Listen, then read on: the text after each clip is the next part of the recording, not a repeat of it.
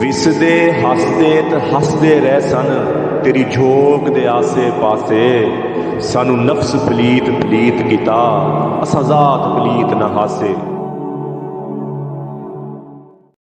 اعوذ باللہ من الشیطان الرجیم بسم اللہ الرحمن الرحیم۔ السلام علیکم میرے بھائی اور دوستو، محترم بزرگوں، ماؤں بہنوں، میں حکیم عمر فاروق ساہیوال سے۔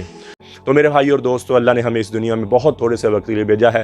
ہم یہاں ہمیشہ نہیں رہنے آئے، ہم تو یہاں موت کی تیاری کے لیے آئے ہیں۔ موت کے راہی ہیں ہم سب، موت کے مسافر ہیں۔ حضرت فاطمہ رضی اللہ تعالیٰ عنہ کو حضرت علی نے دفن کیا اور قبر پر کھڑے ہو کے آواز دی، فاطمہ فاطمہ فاطمہ۔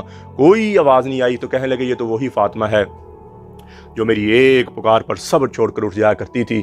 آج کیا ہوا، میں پکار پکار تھک رہا ہوں، محبوب جواب نہیں دے رہا۔ پھر کہنے لگے مجھے پتہ چل گیا یہاں کوئی دوستی برقرار نہیں ہے، یہاں بقا ہے تو فنا ہی کو بقا ہے، باقی کسی چیز کو بقا نہیں ہے۔ اور پھر آن قریب مجھے بھی ایک دن موت کا پیالہ پلا دیا جائے گا، مجھے بھی ایک دن موت کا جام پلا دیا جائے گا۔ تو پھر یہ میری دنیا کے میلے ٹھیلے، یہ میری دنیا کے یار دوست، مال و متاع، عزت شہرت مجھے کیا نفع پہنچائیں گے؟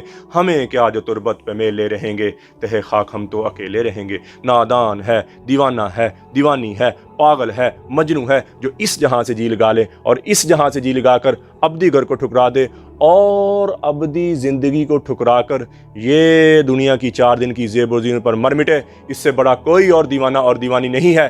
آج دنیا سے دیوانوں سے بھری پڑی، گھر بڑے پڑے، محلے بڑے پڑے، موت سر پہ دستک دے رہی اور یہ زندگی ایسے گزر رہی جیسے اللہ تعالیٰ نے فرمایا افحسبتم انما خلقناکم عبثا۔ کیا خیال ہے، مرنے کے بعد کوئی نہیں پوچھنے والا، مرنے کے بعد کوئی نہیں پوچھنا۔ سر میں درد ہوتا تو پریشان بیٹھ جاتے ہو، موت سر پہ چلی آ رہی تو اس کے لیے کبھی کچھ سوچا ہی نہیں۔